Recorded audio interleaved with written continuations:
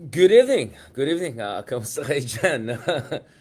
Wait lang, parang may nakita kong bitag kanina sa sa Congress ba yung Senate? Anyway, magandang hapon po sa inyong lahat. Ay, magandang gabi na po sa inyong lahat. Medyo sorry, sabaw na ako. Kanino pa ako mahaba-habang interviews kanina sa tatlong guests natin na ukol sa mga nangyayari around the world, including dalawang guests natin na US-based scholars with Asia expertise at kanina kausap natin dun sa show natin sa 1 TV5 na The View from Manila. So God willing, over the coming weeks, mapapanood niyan. Pinag-usapan natin, what could MAGA 2.0 mean? Make America great again 2024 to 2028. How could it be the same as or different from yung first version ng MAGA na nakita natin kay Donald Trump? Pinag-usapan namin lahat yan. So, abangan yan. We're gonna also try to have some of our guests also here on our own little show, on our own vlog. Dun sa isa pang podcast natin, The Bridge, which are with our friends from UK and the European Union. Doon naman may interview din tayo na eksperto from America next Monday naman. So abangan nyo rin yan. So right and left po. I'm doing my best to talk to people who know about US, who are from the United States, who are based in the United States, may Asian expertise, may Asian background, at anong implication nito para sa Pilipinas. As we speak, obviously, may mga advisory na at may mga babala, kumbaga, galing sa ating embahada ukol sa ating mga kababayan na medyo TNT, medyo nasa gray zone or delikadong sitwasyon pagdating sa kanilang residency, legality of ng kanilang residency sa Amerika. Mukhang advice dun sa mga ibang kababayan natin na medyo hindi pa na regularize or legalize yung kanilang position sa Amerika. Voluntary repatriation ang advice so far. So let's see how serious the things are going to get in the United States as we speak. Donald J. Trump, soon to be the 47th president of the United States, is assembling his cabinet. Meron na siyang chief of staff. Babae po itong chief of staff niya. I think from Reagan years pa ang kanyang experience. As we speak, the cabinet is being formed. Not to mention potentially thousands of MAGA supporters being appointed to, if not packed into different positions in the government. And as we speak po, mukhang dinedrop na ng DOJ, Department of Justice sa United States, yung mga iba't ibang kaso nila laban kay Donald Trump because obviously, as you know, once Donald Trump becomes the president, may immunity from suit siya, even if some of these cases have to do with his actions in private capacity. Nevertheless, kung binasa niyo yung Supreme Court ruling earlier, if binasa niyo yung jurisprudence, binasa niyo of course yung konteksto, political context in America, mukhang malabo na that Donald Trump can face any serious legal charges anytime soon as he is about to take charge of the White House once again. So sa mga susunod na araw at mga linggo at mga buwan, marami tayong kakausapin, marami tayong mariresearch, at para naman magkaroon tayo ng para mamulat naman tayo sa anong implication ng a second Donald Trump presidency. Obviously, alam natin marami sa ating mga followers, kababayan, Filipino Americans ay natutuwa na nanalo si Donald Trump. 51% of popular vote went to Donald Trump. So that tells you that a majority of Americans, or at least majority of the ones who bothered to vote, I have coalesced behind him. Although, of course, just to be clear, that's still a significant amount of votes less than what, for instance, Biden got. Biden got almost 81 million votes 4 years ago. And please don't give me this nonsense about, oh, that election was stolen. If the Democrats were in the business of stealing elections, this would have been their chance. Not 4 years ago when actually Trump was in charge of the government. But anyway, ayaw natin relitigate yan. I'm just saying, malaking implication po ng US elections at saka pagbalik ni Donald Trump ng essentially MAGA 2.0 sa Amerika, especially kung may mga kamag-anak kayo or may kilala kayo or may balak kayo na mag-migrate sa US or magtrabaho sa US. I'm hoping for the best, but at the same time, of course, dapat maging realistic din tayo doon sa likely very, very strict migration rules na ma-implement once a new administration comes into force. Now, bago natin pag-usapan pa ng US ng masinsinan at sabi ko nga, abangan nyo naman yung mga interviews natin kasi halos isang oras bawat yung mga interviews natin. Big picture analysis including Trump with Putin, Trump with China, Trump with Iran, Trump with North Korea, Trump with the Axis powers. Lahat yan pinag-usapan natin sa mga iba't ibang episodes natin. Abangan yan. Not to mention also interview natin with, congratulations, newly promoted to General right now, Mike Lohico. Pinag-usapan din natin ang Typhoon missile system, AFP modernization, susunod na balikan ng exercises. So all of these issues I've been trying to cover in the best of my capacity. So maraming salamat sa lahat ng mga sumuporta sa atin through and through in order for us to have this kind of serious strategic discussions. Alright. Kahapon may mga nagbabash na naman sa atin. Richard, medyo boring ka, Richard. Bakit ganyan? Talagang ibang klase talaga, no? Once in a while na nga lang tayo medyo lecture mode ng konti para medyo magkakaroon tayo ng theoretical and medyo philosophical understanding of things. Ayan, nababash pa tayo. But anyway, don't worry. Balik na naman tayo sa Zarzuela, aka Philippine politics. Over the past 24 hours, medyo umiinit na ang panahon pagdating sa relasyon ng Kongreso at Senado. At katulad ng sinabi natin parati, di ba? It's just a matter of time na magkakaroon talaga ng hidwaan openly ang mga supporters ni Digong at saka yung mga ibang miyembro ng Senado na siguro hindi natutuwa masyado sa ginagawa ng Quadcom dahil aminin natin medyo nasasapawan or medyo napapaya or actually nalalamangan, 'di ba? Medyo lamang yung Quadcom pagdating sa breadth of investigation, pagdating sa credibility of investigations. Hindi ko sinasabi na perfecto yung Quadcom. Marami tayong pag-usapan. Of course, as we speak, meron na pong mga demolition job, yung mga alam niyo na, mga troll farms, mga bayaran. Alam na natin sino mga to. Itago na lang natin sa pangalan na, okay, wag na natin pangalanan yung mga patay gutong vloggers na iba dyan. Anyway, balik natin ito. As we speak, no, ina-attack na yung Quadcom at katulad ng pinag-usapan natin sa RRM ng isang araw, just before the US elections, sabi nga natin, di ba, it's a matter of time na atakin yung mga Quadcom members kasi natathreaten na yung iba. Right? It's just a matter of time na may demolition job kasi natathreaten yung iba, nabubuking na yung iba. And as we said, obviously, minsan may mga amateur hour din yung mga, not to mention, sir naman, kung medyo hindi English talagang number one, first language of, or language of choice mo, then okay lang naman Tagalog di ba? Especially kung hindi kasing konyotic natin, di ba? Go lang, sir. Wala naman problema na magtatagalog. Sabi nga ni Boy Sile, di naman tayo Amerikano, ba't pa tayo mag-Ingles? Di ba? Napakagaling talaga ng mga ibang senator natin nowadays. Now, balikan natin ito, guys. Boom! So, as we expected, open warfare na mangyari dito sa pagitan ng lower house and the Senate. I don't want to call it the upper house anymore kasi yun nga, alam naman natin.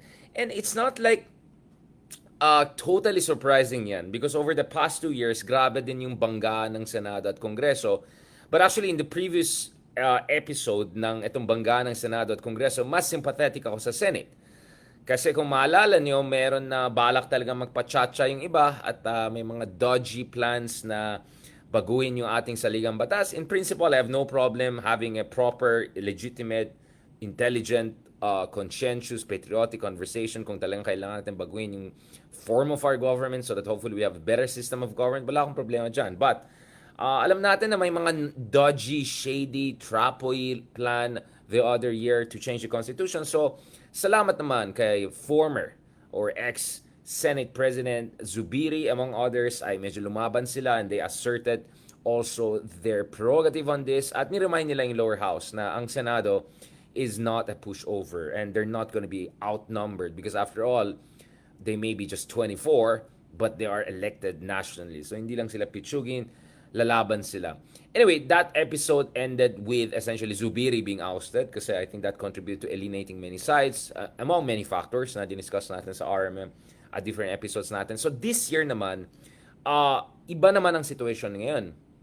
Ang sitwasyon naman ngayon is dahil eto na, masakit nga ang katotohanan pagdating sa politika, medyo nabubuking ng iba at not to mention sa Senado, mukhang talagang ayoko naman sabihin na walang hiya, pero mukhang walang etiquette, no? Walang medyo, 'di ba? Yung iba na alam naman natin na sangkot dun sa drug war ni Digong at ngayon in-investigate for questionable conduct, if not criminal conduct.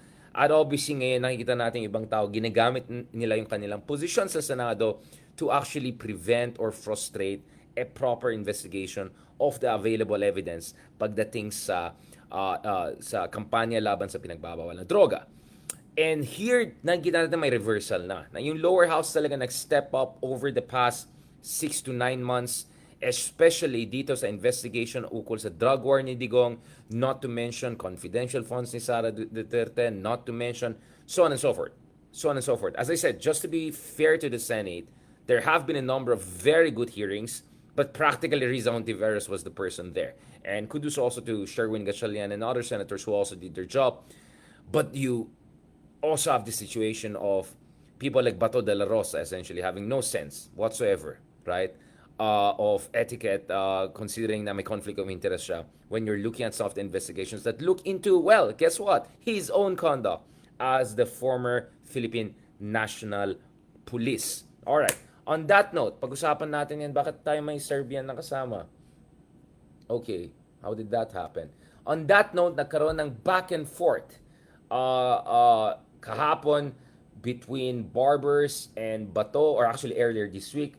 After all, because Senator Bato, of all people, kine-question niya yung kalidad at objectivity at kine-question din yung kine-question din whether credible itong Quadcom investigations. Bato de la Rosa talking about credibility. Always interesting, always interesting. So, in light of that, kahapon, check natin yan. Actually, this is 8 hours of hearings. So, aminin ko, wala akong time kahapon panoorin lahat yan dahil busy tayo sa US elections, breaking down from 7 a.m. to 7 p.m. and beyond, not to mention itong mga metas natin. So, aminin ko, hindi ko napanood kompleto yung 8 hours na yan. I'll post the link there so that you can check it on your own. But I want to focus on at least the opening lines at some of the more strident statements from the chairman of the Quadcom, Congressman Barbers, with respect to the criticism levied by Bato and Team DDS, essentially. Team DDS, Team Drug War, sa ating minamahal na Senado na napakataas ng kalidad ng kanilang mga hearings and investigation when it comes to anything that has to do with Rodrigo Duterte. Alright? So let's just look at the opening statements here and then transition back tayo. Pag-usapan ulit natin yan as we discuss Bato and dalawang Barbers versus Bato. Eventually, we're gonna transition also to BBM later on. Magagalit na naman yung mga DDS sa atin kasi ang pag-usapan ko later on is ukol naman sa West Philippine Sea.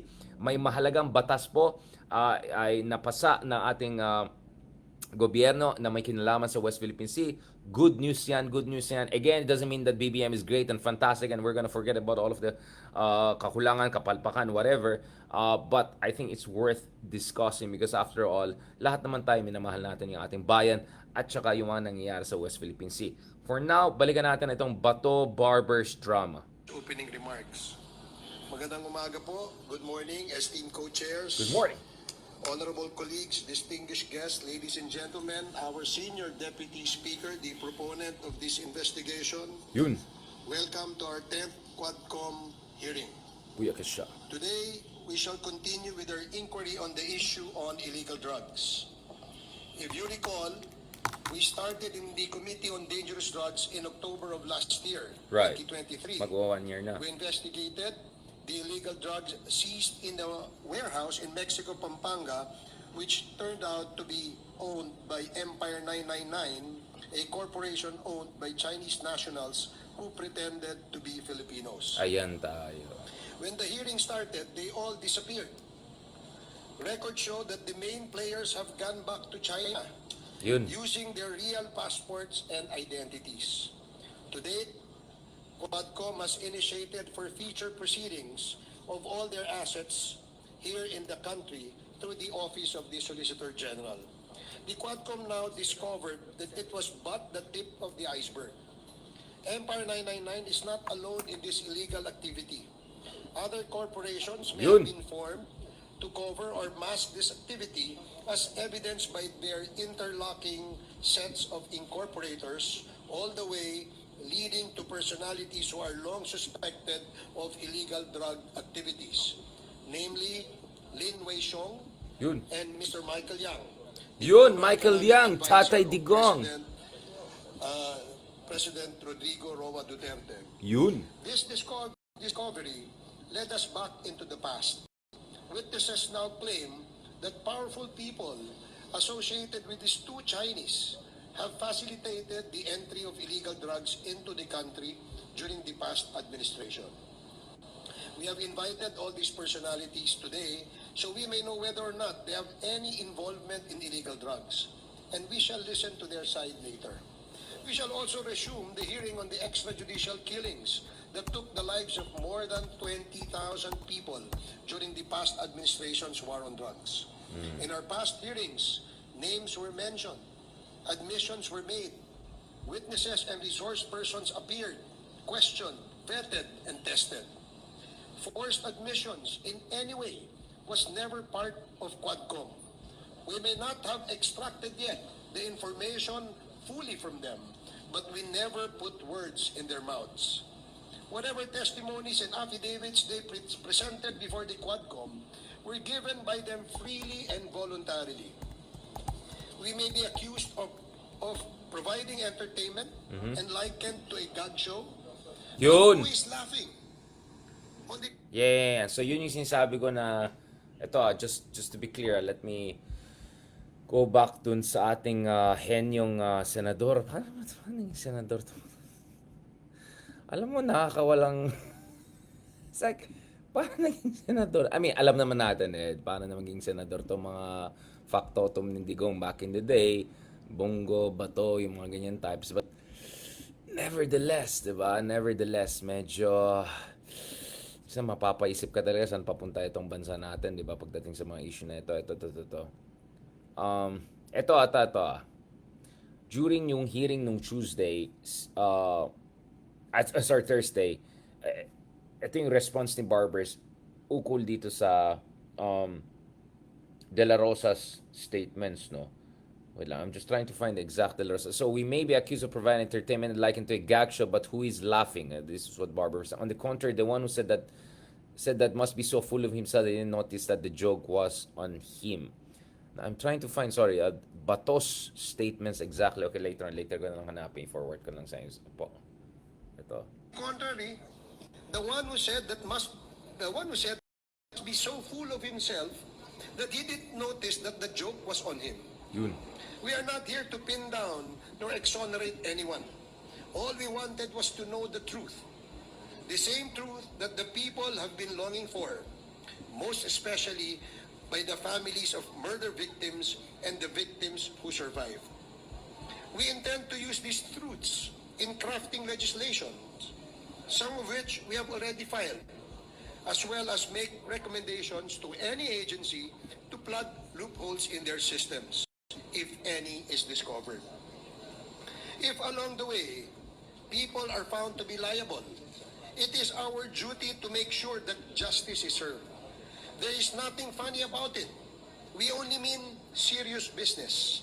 We have reached this point because in the course of the investigation, we found very disturbing facts and questions needing answers.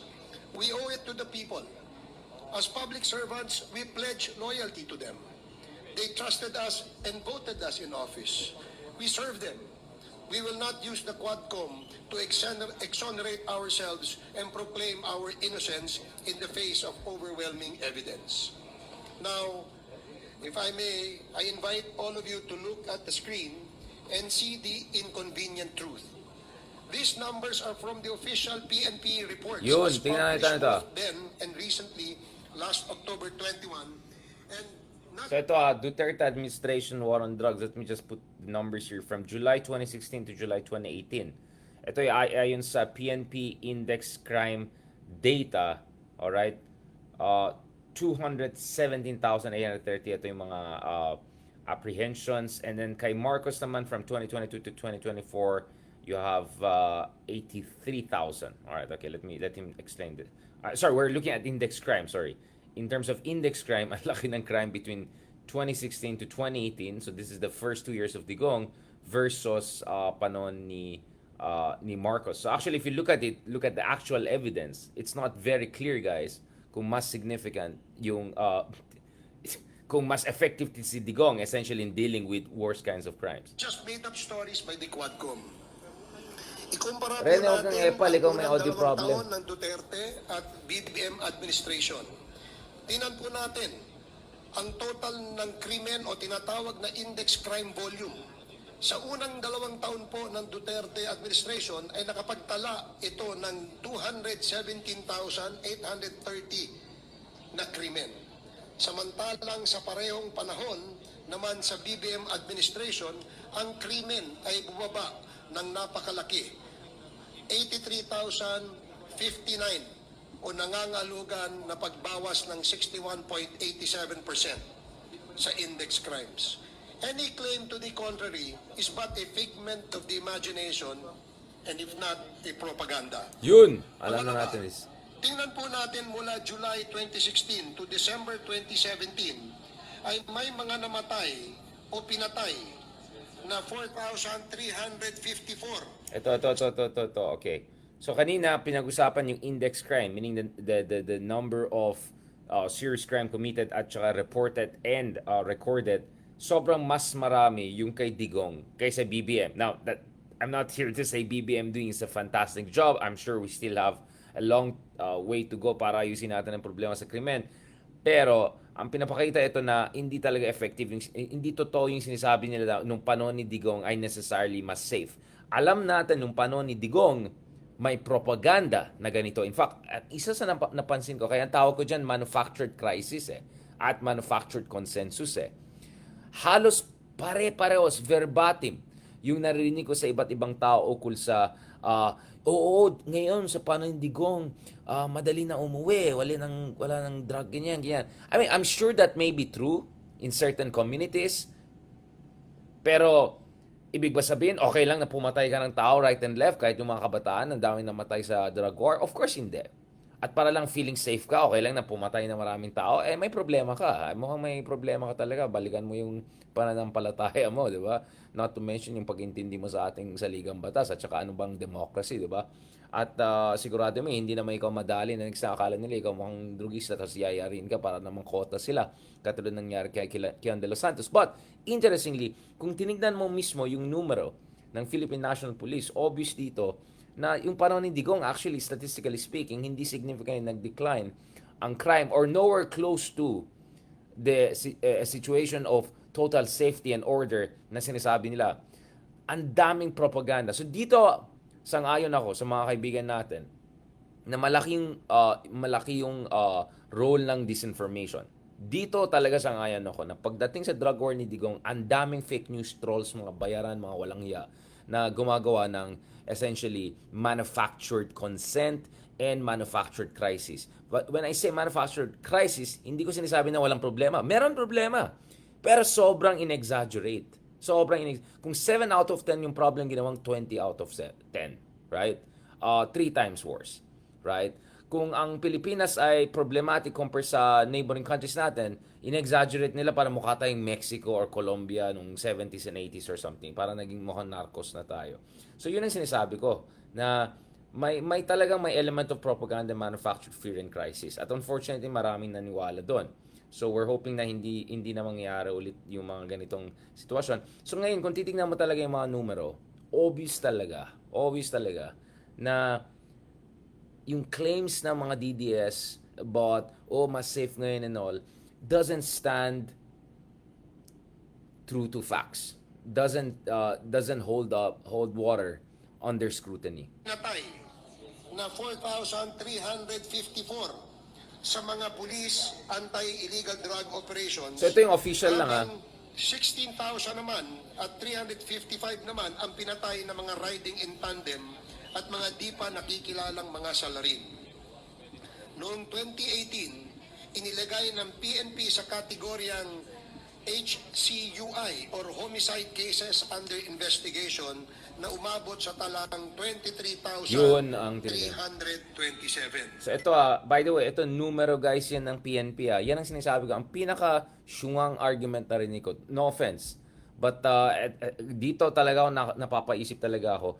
Paano mo sabihin na ang Pilipinas ay mas safe, right? Kung tumaas yung homicide rates. That's like the worst crime.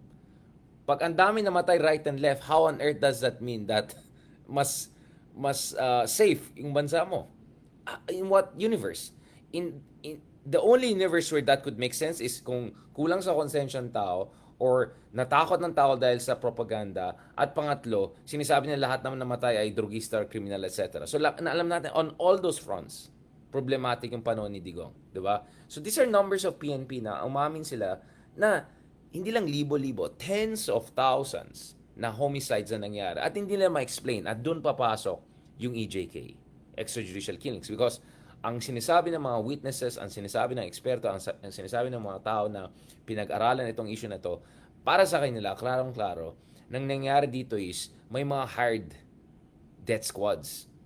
At ito yung tinatawag na Davao model. So Davao, allegedly, yung mga hired death squads, ito yung mga former NPA, right? Na kino-coordinate indirectly with the government. And on the national level, na-replicate ito nung panahon ni Digong, right? So, yung unexplained homicides and EJK, connected yung dalawa na yan. That's why hindi maitatago ng PNP yung lawak ng yung daming tao na namatay, di ba? Hindi nila ma-deny yan. All they could do is just to mumbo-jumbo around how to classify it and what does it mean. Pero yun talaga nakakatakot talaga yung nangyari ng panahon na yun. Samantala, mula July 2022 hanggang katapusan ng 2023, ang bilang ng mga napatay sa mga legitimate police anti-illegal drugs operations ay 73 lamang po. Pangatlo, may kabuuan na 115,435 na anti-drug operations na nakalikom lamang ng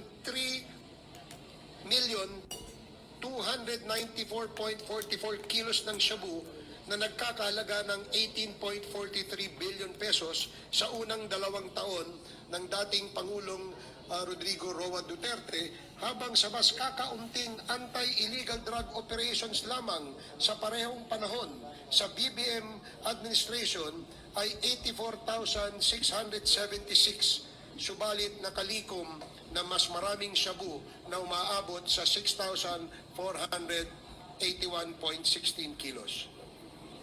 The anti-drug campaigns under former President Rodrigo Duterte from July 2016 to July 2018 and the current President Ferdinand Marcos Jr. from July 22 to early 2024 represent contrasting approaches in tackling illegal drugs and the crime in the Philippines. While both administrations aim to reduce drug-related crimes, their methods and resulting outcomes reflect significant strategic and operational differences. Here is a detailed comparison of the first 2 years of the administration's campaign. As been shown earlier, ang numero po ay hindi po nagsisinungaling. Ito po ay galing sa Philippine National Police. Duterte's anti-drug campaign was characterized by an aggressive, highly visible approach involving frequent operations and a high fatality count. His administration focused on eradicating drug activity at all levels, which led to widespread arrests and significant drops in crime, but also raised concerns over human rights and due process. In contrast, the Marcos administration appears to have adopted a more refined approach with an emphasis on improved crime-solving rates and efficiency in enforcement. The significantly lower number of fatalities coupled with large drug seizures and high-value arrests suggests a strategic pivot towards disrupting drug networks through focused, intelligence-driven operations. This approach may reflect a more sustainable model aiming to dismantle supply chains rather than focusing on sheer arrest numbers or area saturation tactics. In conclusion, Both administrations achieved reductions in crime and drug-related offenses. But But the Duterte administration's approach was more intensive and controversial, with high casualties and widespread operations. The Marcos administration has made efforts to continue the campaign with fewer fatalities, a higher concentration on strategic arrests, and increased operational efficiency, suggesting a potential shift towards a more systematic and less violent anti-illegal drugs approach. The numbers mentioned above are real numbers. Sa totoo lang po, hindi namin alam ang mga tunay na pangyayari sa likod ng mga numerong ito hanggang nag-umpisa ang ating investigasyon.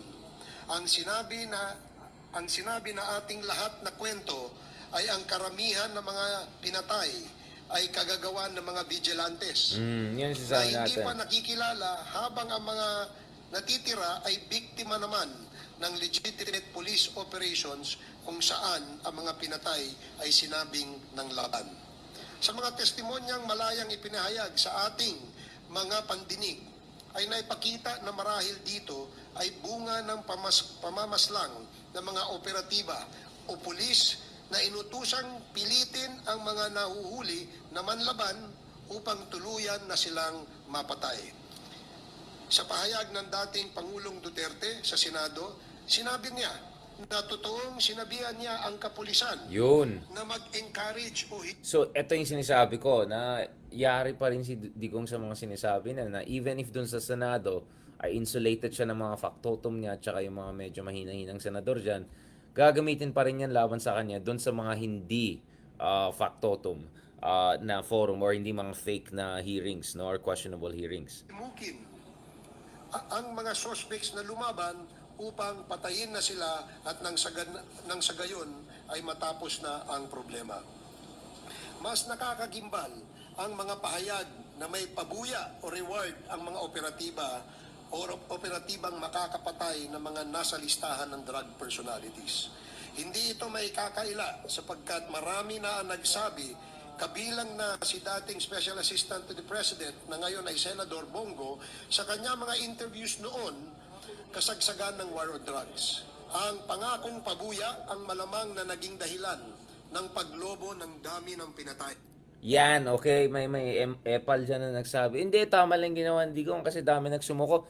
Kung nagbasa kayo, kung ginamit niyo yung, yung attention span niyo ng konti, malalaman niyo maraming pa nga na sumuko, pinatay pa rin. At nang nangyari pa nga doon, kinota-kota lang sila. Anong hindi niyo naintindihan? Na Japix yung war on drugs na yan, na bara-bara yan, na may quota system na yan, may incentive system yan.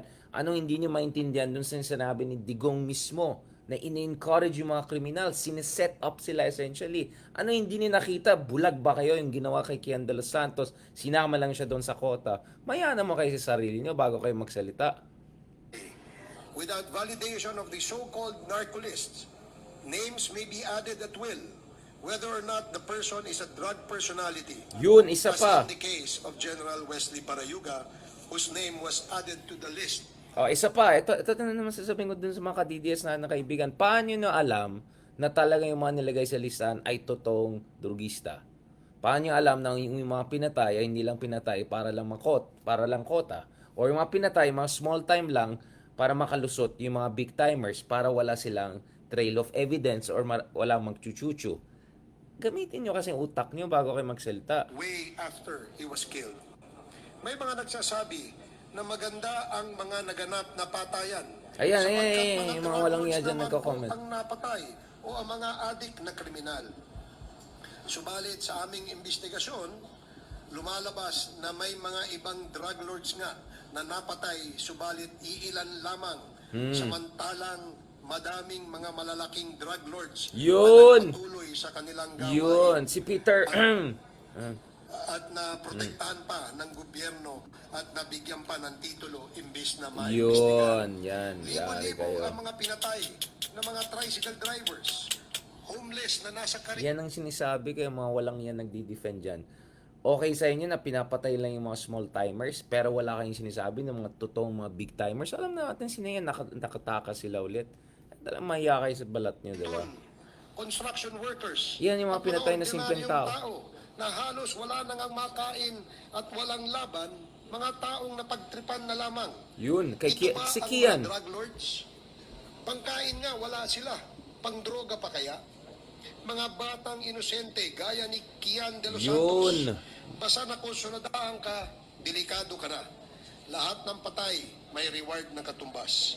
Sino ba ang ayaw maging ligtas ang ating mga lansangan sa mga masasamang elemento? Subalit kung ang mga pinalit sa mga masasamang elementong ito ay mga otoridad na naghahanap buhay, mas nakakatakot maglakad sa lansangan at baka masama ka sa missing persons or unsolved Yun. homicide cases. Ipagpalagay na natin na mga adik ang ibang pinatay. Bakit pa tayo naglaan ng daang-daang milyon sa pagtatayo ng mga drug rehab centers kung papatayin din lamang natin sila? Ito ba ang dahilan kung bakit hindi nagamit ng full capacity or in full capacity yung ating mega rehabilitation center na nandoon sa Nueva Ecija? Pag drug addict ka ba, wala ka ng karapatang mabuhay dahil Yun. wala ka ng silbi sa buhay? Ang mga pinatay ay mga tatay, nanay, anak, kapatid, apo, mga membro ng pamilya na may mga nagmamahal. Napakinggan natin dito ang kanilang mga naulila. Sila'y kaawa-awa at kalunos-lunos. It is really sad that human lives were lost and wasted just to prove a point Yun. that we are against illegal drugs. The right to life is paramount as it is God-given and precedes all other human rights. Without life, there can be no rights. Quadcom will not sit idly by. Ganda rin yun. Without life, there are no rights. 'Di ba? Ito panglaban din nila, yung dun sa sinasabi ni Digong I'm for human lives, not human rights. Gamitin niyo naman ang utak niyo. Paano ka naman magkakaroon ng kung bara-barang pinapatay yung mga tao, kaya nga may human rights ka para sigurado mo hindi pagtripan yung mga ordinaryong tao at hindi scam yung ginagawa ng drug war. Now, mamaya may comment pa ako dito. Don't worry. Ang sinasabi ko, buti nga sinasabi nila finally ito. Di sana narinig natin noon pa, but mamaya na yan. In the face of all these discoveries, we intend to get to the bottom of all these issues fairly, honestly, and truthfully. Hinihingi po namin ang inyong buong pagtitiwala. Hindi po kami nag-aakusa lamang dahil sa politika o ano paman. Kayo po ang humusga. Inilalatag lamang namin ang aming mga impormasyon at katotohanan base sa mga salaysay, tunay na pangyayari at mga dokumentong sa aming mga pag-iimbestiga. Patuloy po naming babantayan at sisiya sa atin ang mga aligasyon, akusasyon at impormasyon para mapangalagaan ang ating bayan. Maraming salamat at magandang umaga po sa ating lahat. Okay, so eto, lahat ng essentially mga sinasabi natin throughout the years, lumabas na dito. So I think that was a very robust summary ng mga counterpoints dun sa mga sinasabi ng mga kadidiyas natin. Unang-una, paano maalam na yung mga tao na sa drug list ay totoong drogista or may kinalaman sa issue ng pinagbabawal na droga? Hindi natin alam hanggang ngayon kung paano ba yung nabubuo itong mga drug list ni Digong. Hindi natin alam. So, unang-una, red flag na yan. Pangalawa, nagre-rely ka sa kapulisan na alam mo naman hindi pa nilinis yung mga ranks. Alam mo naman na maraming kabalastugan ang nangyari throughout the years. So, you're relying on a problematic institution to conduct something and then binibigay mo sila, essentially, ng carte blanche, ng blank slate na gawin nila. Obviously, magkakaroon ng mga mali. Hindi mo nilinis yung sistema bago mo yung unleash, di ba? Pangatlo, even if sabihin natin, yung mga nandun sa drug list, at dito papasok yung argument na yan marami sa kanila actually sumuko. Ito mga small timers lang, siguro nagdodroga ng konti para makapagtrabaho lalo, para pwede sila 24 hours kasi hirap na hirap sa buhay, may utang, kailangan magtrabaho. So, ibig sabihin kung gumamit sila ng konti, patayin mo na lang, okay lang. Ibig sabihin, elitista ka. Yan ang parati ko sinasabi. Yung mga walang iya dyan na may time na mag-Twitter at Facebook. Tapos magka-comment sila, ikaw, Richard, konyo ka. Ikaw, Richard, ganun. Kami, mga ordinaryong tao. Wait. Ordinaryong tao ka? Mas Englishero ka pa nga sa akin May time ka pa mag-Twitter. Siguro naka-Starbucks ka pa habang nag-Twitter pa sa akin. Okay, wag kang magpanggap. Alright? Mga plastic na tao na yan. At kayo ang totoo ng elitista. Kayo mga walang hiyang tao na okay sa inyo na patayin yung mga ordinaryong tao dahil ordinary lang sila. It is on you. Pangapat, kung talagang sincere si Digong sa war on drugs, bakit nakalusot yung mga big time na drug lords? Yung totoong drug lords na kilala natin. Bakit ang dami ito mga mainlanders na mga drug kingpins at saka mga drug laboratory ay nag-prosper pa nga nung panahon ni Digong, di ba? Ang dami pang pumasok mga pogo, hindi natin alam talaga yung mga gumagawa ng iba, baka triad pa nga yung iba. Gamitin niyo yung utak niyo bago kayo magsalita, alright? Panglima, yun lang ba talagang solusyon? Patayin na lang lahat? Kahit sabihin natin yung big time na drug lord, ratratan na lang, you know it will always go in the wrong direction. And sixth, and the most important one, my goodness, paano maging mas safe ang isang bansa kung ang taas ng homicide rates, hindi mo alam kung sino pinapatay. At eto pa, alam pa natin, kinokota at pinagtitripan lang yung iba para lang may pakita yung tatay na ewan na yan. Di ba? How is a country safer kung nakikidnap lang yung Korean businessman? Nakita mo na pulverize pa doon sa loob ng Kangkram eh. Right and left, ang dami mga business community people ay nagagalit at natatakot pumunta sa Pilipinas ng panahon na yan. Napakapangit yung reputation natin. And importantly also, na-interview po natin si Prime Minister Mahathir ng Malaysia, nandito siya ng 2018. Tinanong ko sa kanya, ano ba talaga dapat solution natin? Di ba, ikaw strong leader, ganyan. Sabi niya, go to the supply. Huwag mong patayin yung demand. Pag pinatay mong demand, mukha ka ng Banana Republic, go to the supply. At alam natin saan galing yung supply ng mga shabu, mga crystal methamphetamine, mga ganyan. Alam natin yan. Pero syempre, walang ginawa si Digong kasi galing nga. Alam na natin yan, di ba? Gamitin niyo yung utak niyo. Alright, nung time na yan, dahil yung tatay niya nasa poder, at mayabang kayo, marami kayong mga bayaran na walang yung patay gutom na vloggers yan, napapatahimik yung mga tao. Pero ngayon, napapasalita sila. Having said that, let me just say, right off the bat, unang-una, siguro mas maganda yung ginawa ni Congressman Barbers ay hindi niya kinompara lang si BBM at saka si Digong. Sana kinompare niya multiple administration. Para naman hindi mukhang propaganda for BBM yan. Alright? Yun ang unang kong sabihin. Sana kinompare, let's say, Ramos to Pinoy, to Digong, and then to Marcos, and then sabihin, ito yung mga ginawa, ito yung nangyari, ito yung index crime, ito yung number of unexplained deaths, ito yung mga drug confiscation, ganon, para magkaroon tayo ng fair across administration. Kasi nung ginawa na tinabi yung Marcos at Digong, medyo para sa akin, to be honest, it comes off a little bit partisan. Bakit BBM lang at saka Digong i-compare natin? May ginawa rin naman yung ibang administration out. Titignan natin. So I just felt that's not optimal. So advice ko lang kay Congressman Barbers and mga others, para maging mukhang fair kayo, ipasok nyo rin yung numbers ng mga dating administration. Baka nga mas okay pa nga sa akin nila, hindi lang natin alam, 'di ba?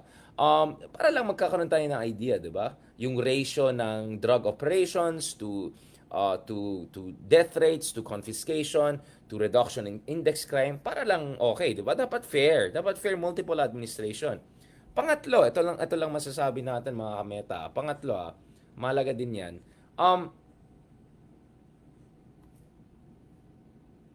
Saan kayo nung panahon? Yan ang pinakamahalaga. Saan kayo? 'Di ba congressman pa yung iba diyan? Marami diyan na sa kongreso ngayon na nagko-complain laban kay Digong. Hindi ba congressman din kayo dati? So, bakit din niyo sinasabi noon? Ba't ngayon lang kayo nagsasalita? Kaya madali sabihin na pinopolitika lang yan. Unang-una, bakit kino-compare mo lang Digong at saka BBM? Bakit hindi yung mga ibang administration? Pangalawa, saan po kayo nung panahon ni Digong? Sana naman, di ba? Nagsalita kayo noon pa lang. Kaya nga trabaho niyan, fiscalizer kayo, di ba? Now, I also want to say this, having said all of those criticisms, ito yung napansin ko talaga sa BBM administration eh. Ito na nga, inatak ka ng right and left ng mga DDS, di ba? Inatak ka ng right and left ng mga DDS. Na sinasabi, palpak ka, wala kang ginawa, mahina ka. Actually, yung talking points ni Barbers, actually hindi siya talking, in fairness, based on facts siya, yan ang dapat gamitin ng mga supporters ni BBM. Yan ang, dapat ganyan ang gagawin ng administration. Bakit? Sa isang congressman na nag-investigate sa mga kababalaghan ng panahon ni Digong, natin nalalaman yung mga magagandang supposedly nangyari sa ilalim ni BBM. dapat yan, maririnig natin galing diretso sa administration at saka supporters niya. O siguro hindi ko napapanood yung mga loyalists dyan na vloggers and all, but they have to do a better job and push back and to show na actually may ginagawa sila. The reason lang siguro hindi na alam ng tao na anong nangyari is because hindi naman pumapatay ng tao na bara-bara si BBM.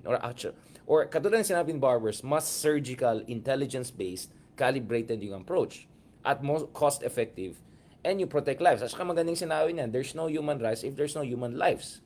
Kung pumapatay ka lang ng tao, right and left, paano mo na masasabi na ginagawa mo mas magandang bansa? So, ito yung mga takeaways ko dun. But before we end this, I want to also go to the other part because sang-ayon ako dun sa assessment ni nung kaibigan natin si Kristan na former Senator Leila de Lima, who I think more than anyone else should be credited for standing up to Digong and exposing yung mga kababalakan ng Digong nung mayor pa siya in terms of human rights violations, EJK, etc. Mukhang hindi pa siya 100% ready nung time na nagkaroon nung fake hearing nila BATO, whatever. But this time, tignan natin naman yung performance ni Senator de Lima because I felt this time naman mas dito mo makita talaga na itong Quadcom na yan for all of its imperfections, for sometimes sounding a little bit too pro BBM, and also not to mention, ano bang yung sinasabi niya paano hindi Digong? For a moment, let's put that aside. Dito makikita natin na mas legit itong hearing na to, at dito natin nakikita na mas komportable yung mga katulad ni Senator de Lima to say what they have to say. Para makita niyo, okay? Salamat, Mr. Chair. Alright, so Senator... Again, 8 hours to, so I cannot go through all. Have your own presentation. Madam Senator, if I may, Congressman Abante, with your indulgence, since the topic of the dangerous drugs for today's committee hearing is already finished, we will excuse those that were invited for the same topic. So lahat po kayo na ang reason why you were invited is to shed light on the dangerous drugs issue. You are exempted, you are excused, and hopefully you will again attend the next scheduled hearing on the same topic. So, former Senator De Lima, you are now recognized. Yun, tingnan natin. Thank you, Mr. Chair. Good afternoon, Mr. Chair. Tingnan natin kung nakinig siya sa advice. Of the committee of the Quadcom, and also good afternoon to my fellow resource speakers. Actually, Your Honors, Mr. Chair, mahaba-haba po yung aking presentation. And I think you will understand as I go along bakit mahaba. But I'll try to speed it up. Best efforts ko po. So can we now have the first slide? So my presentation here is actually supplemental to my presentation during the last hearing, the 9th joint public hearing held last October 22. At natatandaan niyo po na nasabi ko nung hearing na yon na yung sinasabi ni Colonel Rowena Garma, Yun, kay Garma, balikan. Davao model, na yun daw ang gusto na ipasunod o i-adapt ng dating Pangulo, nung naging Pangulo na siya, dyan sa war on drugs, walang iba ang tinutukoy noon kundi yung DDS. Yun. So ang una kong tatalakayin, ano ho ba yung DDS? Lalo na may ilan-ilan hong mga resource persons na tila baga they're feigning ignorance What is DDS? about the existence of No, but this is DDS. legit. This is legit. What This is is the legit. DDS? Yung DDS ho kasi, Davao Death Squad, ay actually coined po yun ng Davao media. Kasi doon nga ho sa mga sunod-sunod at prevalent na mga street executions noon sa Davao City in the 1990s and 2000s. So yung media po ang nagbansag na DDS or Davao Death Squad. Ang organized po ng DDS ay walang iba kundi si MRRD, then Mayor Rodrigo Duterte, Roa Duterte, and Major Ernesto Macasaet in 1988. Its PNP component ay ang tawag naman Anti-Crime Task Force, and yung meron din siyang civilian component ang tawag Lambada Boys. Ang pinaka-mission po ng DDS Lambada was to po, eliminate mostly small-time criminals such as drug pushers, drug addicts, pickpockets, and neighborhood traffickers. Yun po ang madalas nilang biktima. Pero makikita nyo po mamaya, sa ipapakita ko yung mga iba-ibang insidente nung mga operations ng DDS. Meron din ho silang mga pinapatay na kahit hindi naman mga drug personalities. Yun ang Pero sinasabi. pwede natin masabi na karamihan ng mga tinatarget nila ay yung mga street pushers and mga petty criminals. The list of suspects was drawn up by barangay level civilian volunteer organizations and barangay officials, and targets for elimination were solely approved by MRRD.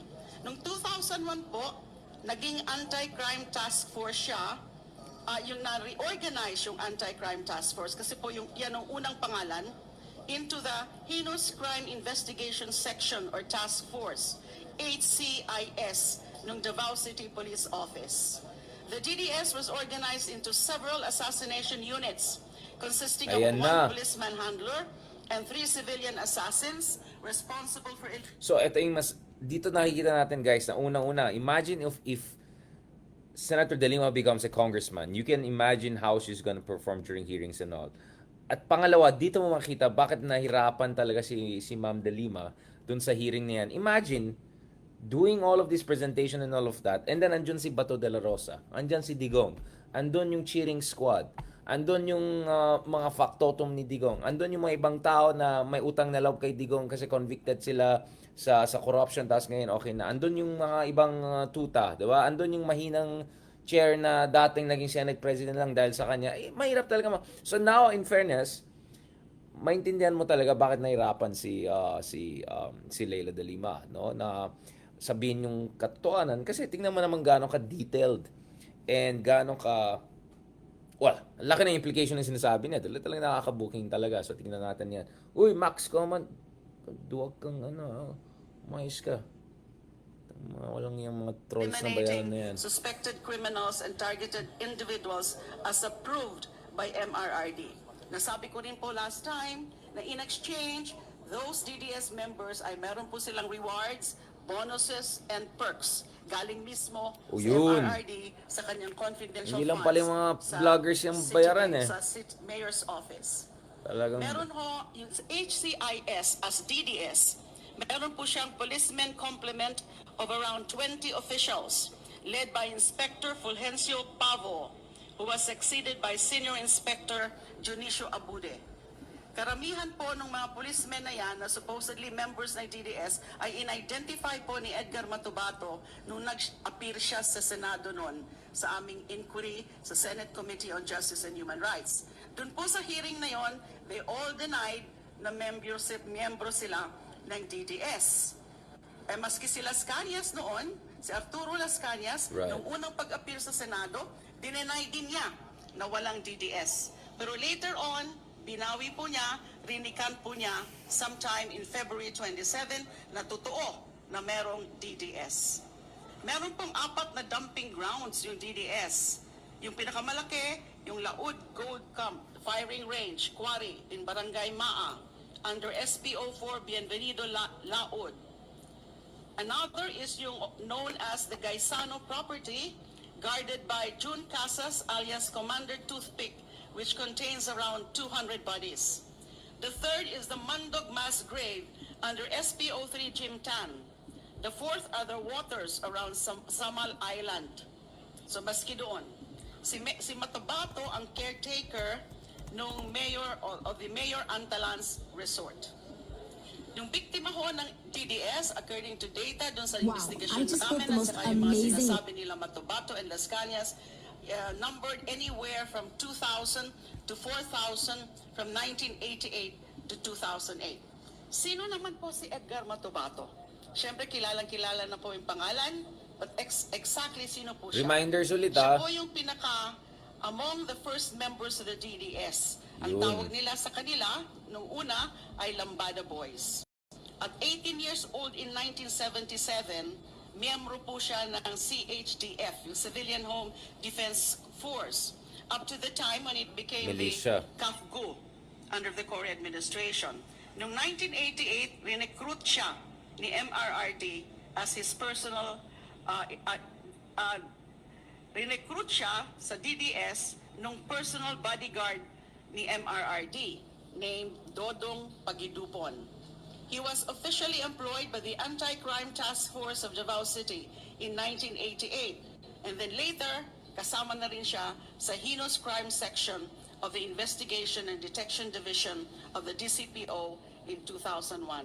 Pinangalanan din niya po Makikita nyo sa screen kung sino pa yung mga ibang members ng Lambada Boys. Yun. Umalis po siya sa DDS noong September 2013 against the wishes of his colleagues kasi free-named up siya at tinorture siya ng mga kasamahan niya for the murder of Cebu businessman Richard King in June 2014. So umalis po siya sa Davao, lumapit siya sa CHR regional office no in another region, not Davao region. Ayaw niyang pumunta doon. And eventually napunta na rin po siya sa DOJ where he was placed under the Witness Protection Program. Pero nung nanalo na po si Duterte, si Mr. Duterte as president noong May 2016, umalis po si Matubato from the WPP of DOJ.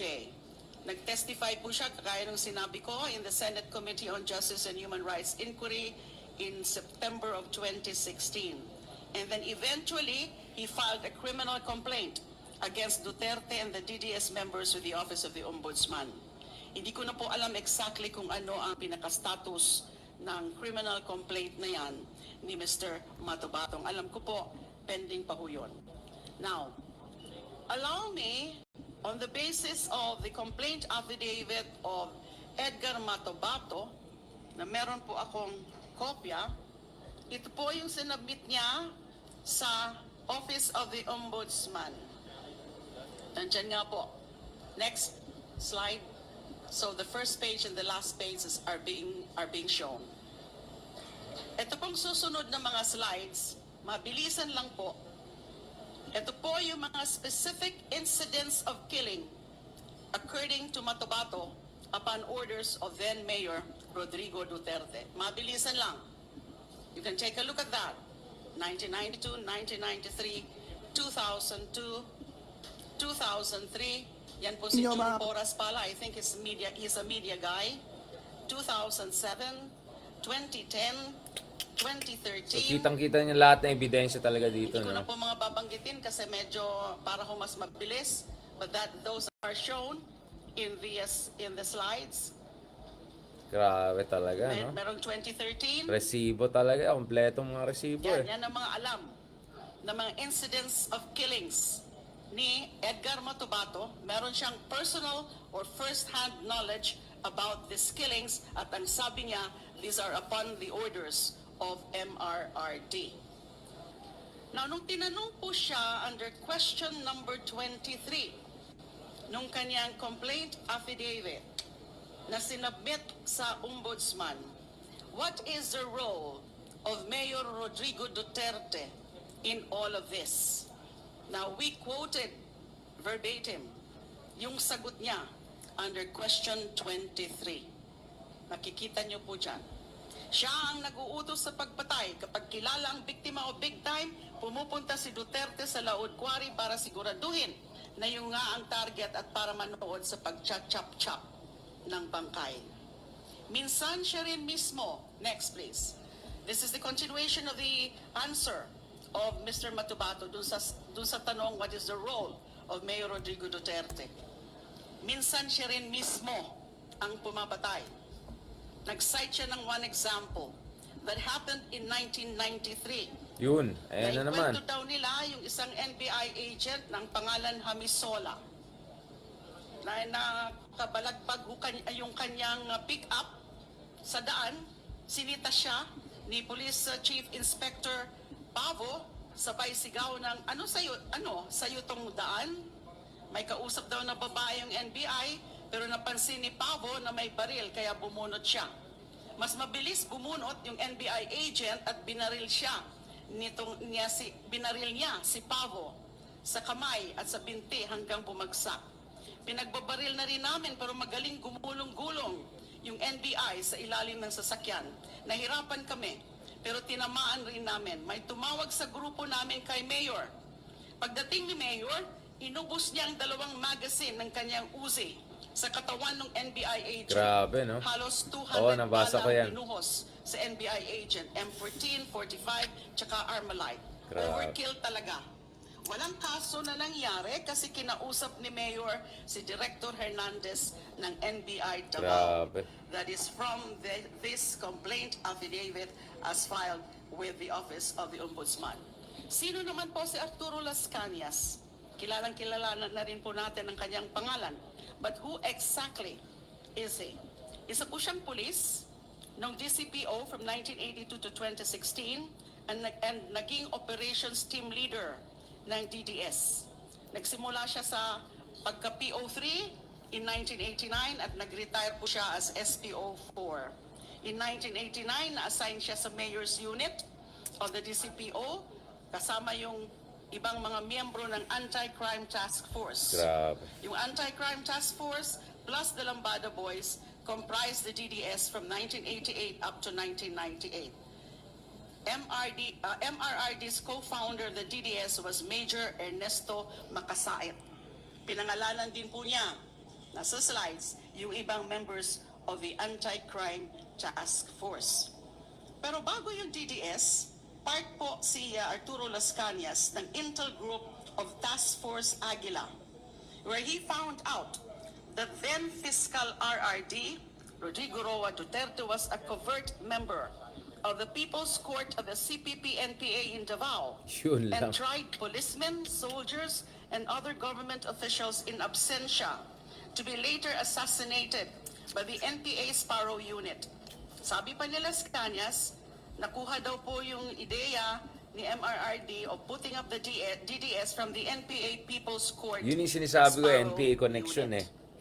In 2001, na-reorganize po yung DDS into the Heinous Crime Investigation Section Task Force at si Las Cañas po ang naging team leader for field operations. Sinabi rin ni Mr. Las Cañas na yung nanlaban bonus actually originated from the DDS model.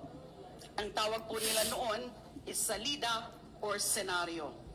He testified before the Senate Committee on Justice and Human Rights in September 26. That was when he first testified before the Senate.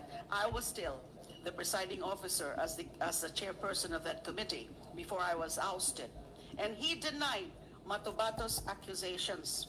Pero he resurfaced in January 2017. Kung natatandaan niyo po, meron siyang press con.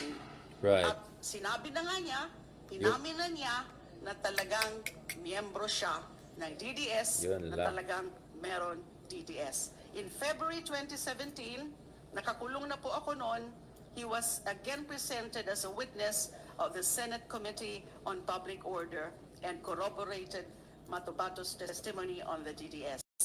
Mahanap mo In lahat ng mga yan, 2020, online yan. He Oo. was granted limited immunity by the ICC and submitted his 186-page statement. Yun. I also have a copy of the Ay, sorry.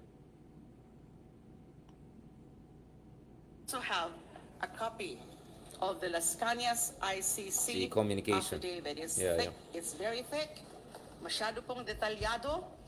Yung Consists of NPA 186 connection, di ba? pages. And Keep that in mind, bakit kaya obsessed si Digong parati sa NBA? Bakit parati parang galit na galit siya sa mga NBA? Bakit parating may mga nagsabi dahil, that's your way of making tago doon sa sarili mong connection. Not to mention, huwag natin kalimutan, may mga iba't ibang appointees si Digong, hindi na natin kailangan sabihin ng mga pangalan, na alam natin na dating NPA or may kinalaman dun sa communist movement sa Pilipinas. So, all of these are there. All of these elements are there. At don't forget, ang dati niyang mentor sa university ay si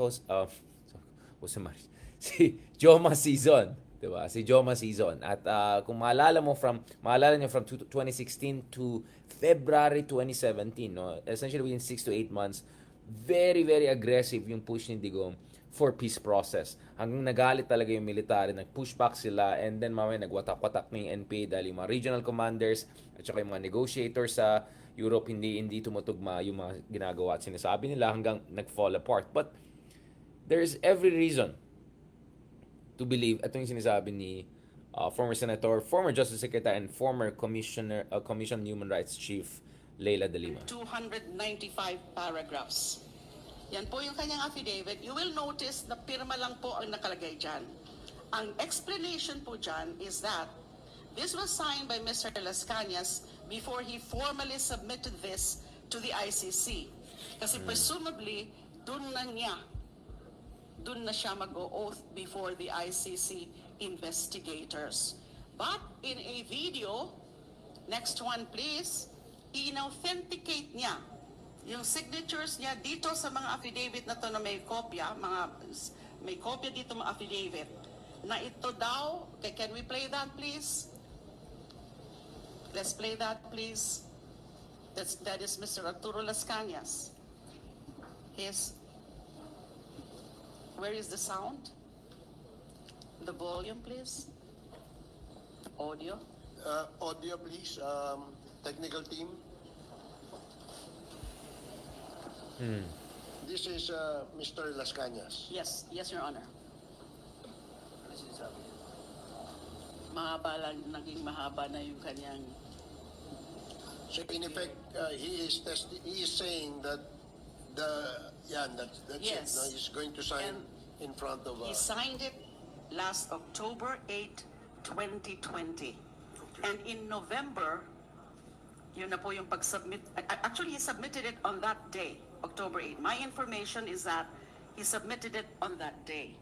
Although he was granted limited immunity as a witness.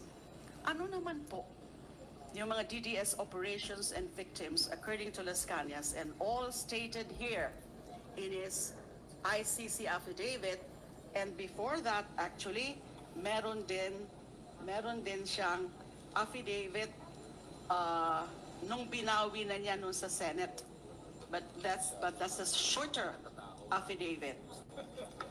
Ito po yun. No, that's not. Where is it? Allow the appreciation. Thank you, Mr. We intend to do that. Executed the existence of the DDS and his role in the DDS. Nung binawi niya, inamin na niya po na meron talagang DDS and he was very much part of it, yung DDS. Ito po, dito sa Pilipinas na sinabmit niya. Di hamak na mas comprehensive, mas kompleto, mas detalyado yung kanyang ICC affidavit. This whole thing here is his ICC affidavit. Mamamangha ko kayo kung magbasahin nyo itong ICC affidavit. Napakamaraming detalye. So in a nutshell, bibilisan ko na ho, DDS operations and victims according to Las Cañas. Ayan. Excuse me, ma'am. You have a soft copy of that documents? Soft copy.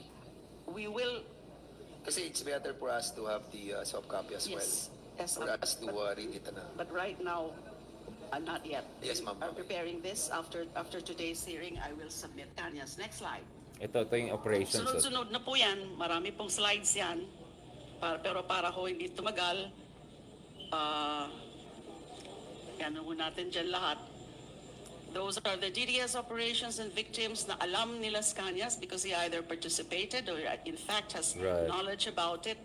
And in this, it was upon the orders of MRRD.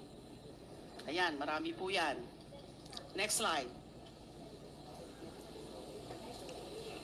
Iba-ibang killings. Some are indeed suspected drug personalities. Iba petty criminals, lalo na yung tungkol dun sa the brothers.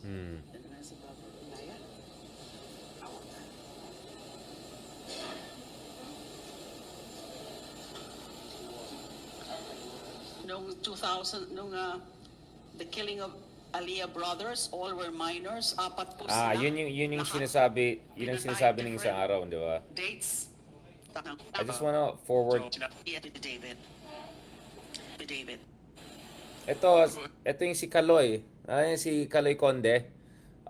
Na-interview din natin dito sa podcast natin. So you're free to check also yung interview natin with Kaloy Conde. Actually, minention itong pamilya kung saan apat na kapatid ang na-EJK sa Davao. At ito yung mga petty criminal at most or at worst.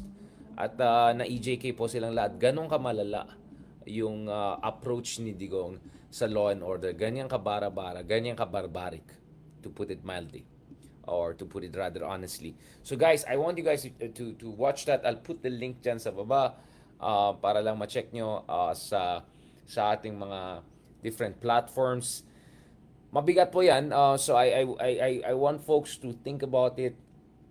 Dahil ang nakakalungkot po kasi dito is hindi natin alam saan pupunta ito, in a sense that will this culminate in filing of charges? Will this culminate in justice? We hope so. At least the ground is being laid down for that. But nevertheless, wag natin kalimutan, kung hindi nangyari talaga yung hidwaan ng mga Duterte at Marcoses, I'm having a hard time imagining na magkakaroon ng ganitong concerted effort talaga.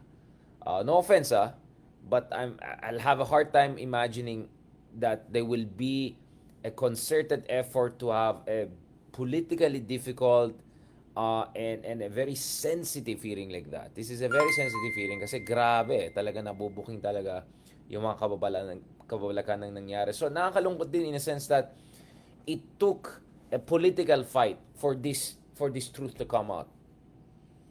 But who knows, maybe this is also how sometimes justice happens.